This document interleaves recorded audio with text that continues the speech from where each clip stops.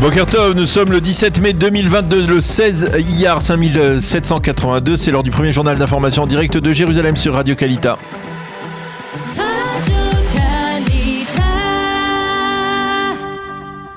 Direct de nos studios de Jérusalem. Nous retrouvons à Jérusalem Daniel Haïk ce matin. Bonjour Daniel, et ce matin encore, Jérusalem se réveille après une nuit de tension, en particulier sur le mont du Temple.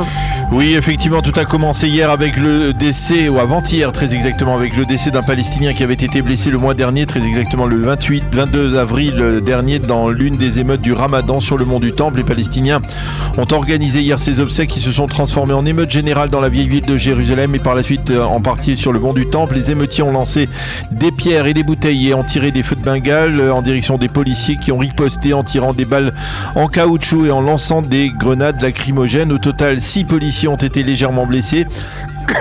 Selon le Croissant Rouge, 70 Palestiniens, eux, ont été blessés. La police a arrêté au moins 15 émeutiers. Et puis il fallait s'y attendre, des tensions qui ont été tout de suite condamnées par la Jordanie et l'autorité palestinienne.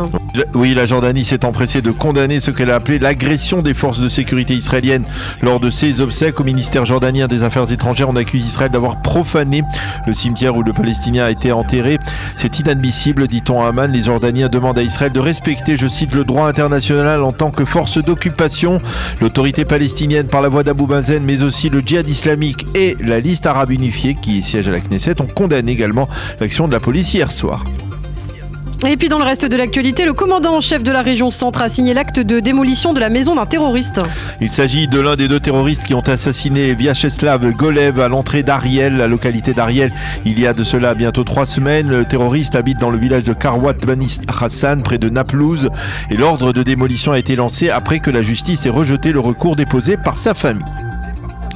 En marge de ces émeutes répétées, Tsahal s'apprête à modifier son approche sécuritaire face aux cellules terroristes dans les territoires. Afin d'améliorer la protection rapprochée de ses combattants, Tsahal a l'intention d'utiliser désormais, apparemment dans les prochaines semaines ou les prochains mois, des hélicoptères de combat en cas d'échange de feu massif avec des terroristes, comme cela s'est produit à plusieurs reprises ces dernières semaines, en particulier à Jenin. On estime au sein de l'armée que l'usage de ces hélicoptères permettra de neutraliser les sources de danger de tir, donc très rapidement.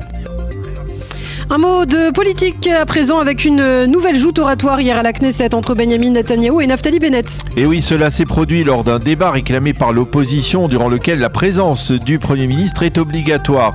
Au cours de son intervention, Naftali Bennett a fustigé l'action des gouvernements de Benyamin Netanyahou et il a bien entendu vanté les mérites de son propre gouvernement.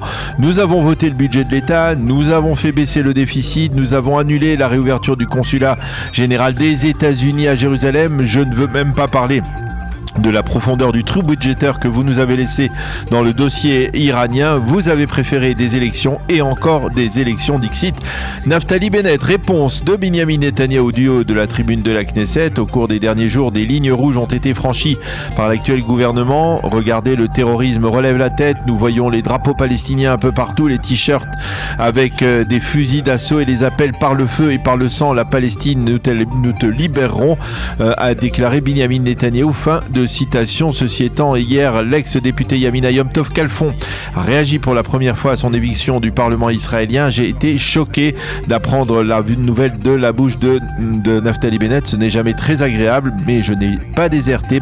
Je n'ai jamais eu l'intention de déserter. Fin de citation. Un rappel important, à partir de ce vendredi minuit, les tests PCR ne seront plus obligatoires. En Israël, effectivement, il s'agit des tests que chaque Israélien devait faire jusqu'à présent rentrant de l'étranger. L'annulation interviendra donc ce vendredi à minuit.